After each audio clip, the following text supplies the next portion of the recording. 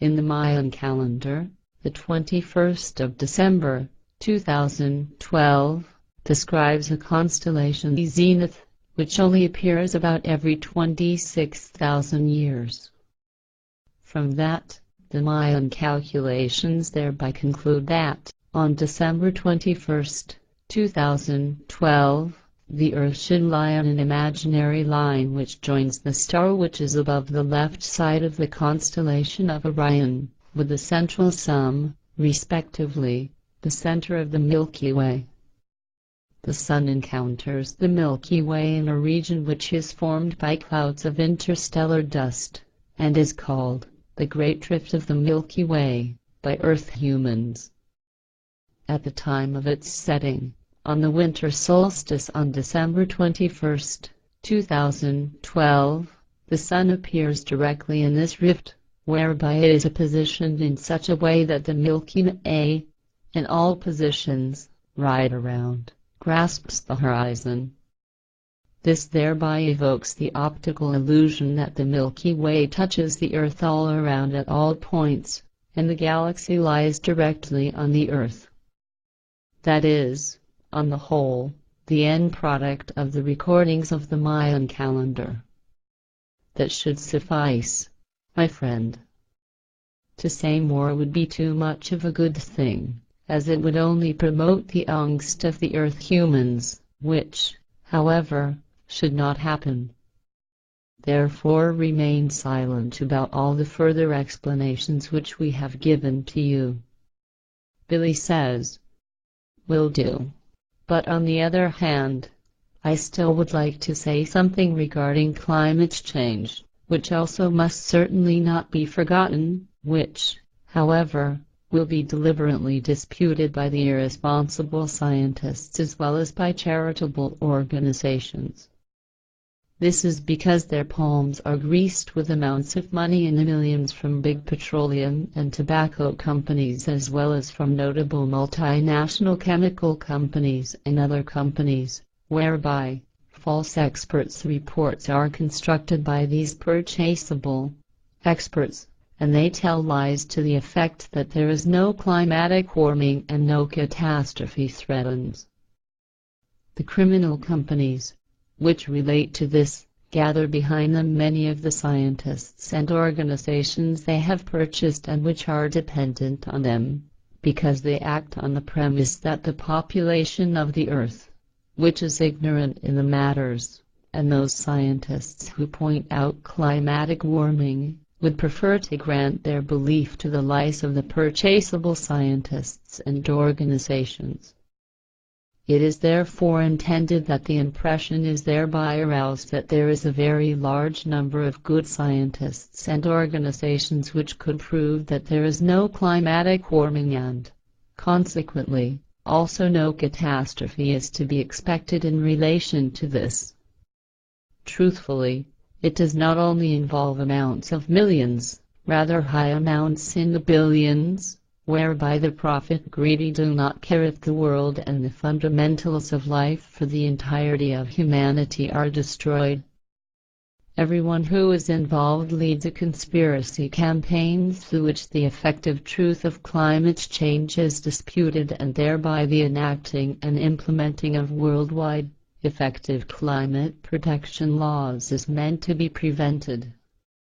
Were such laws namely enacted and put into effect, then enormous amounts in the billions would be lost by the companies, and so forth, just as would the profitable sources of money dry up for their dependent scientists and organizations.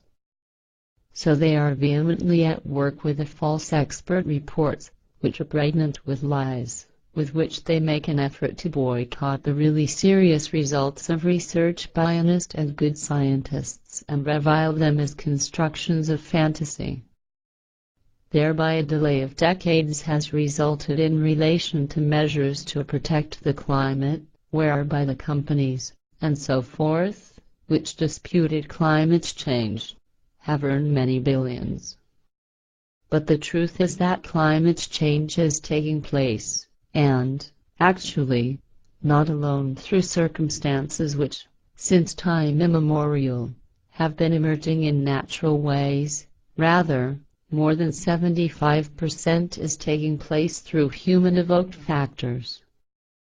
And, ultimately, climate change will not only have effects on the earth and its waters and on nature, because it is already demonstrable that the glaciers and poles are also melting in a catastrophic manner and that the ocean currents are also changing, as a result of which new gravity waves, although slight to begin with, are already forming, and also rush out into outer space with very great speed.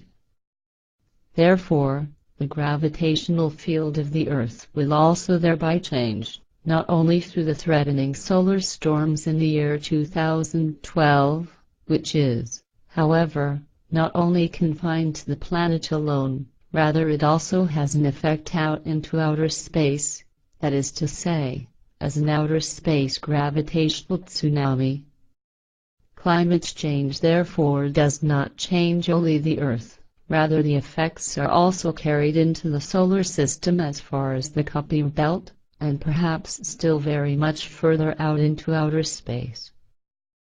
Therefore, if the ocean currents are muddled up, then they create enormous quantities of energy through their gigantic masses of water, which influences the gravitational field. Additionally, as a result of climate change, the Earth's atmosphere also contracts and becomes more dense, which is already starting to happen unnoticeably. As a result of the entirety of the climate change which is already occurring, the inevitable first changes in the fauna and flora have also come about, which are unfortunately not yet recognized by the scientists, but from which, in the short or long term, visible consequences will emerge. It has already gone so far that the climate change is shifting gigantic masses of ice and water, whereby dangerous effects of pressure on the crust of the Earth occur, and tectonic displacements are evoked.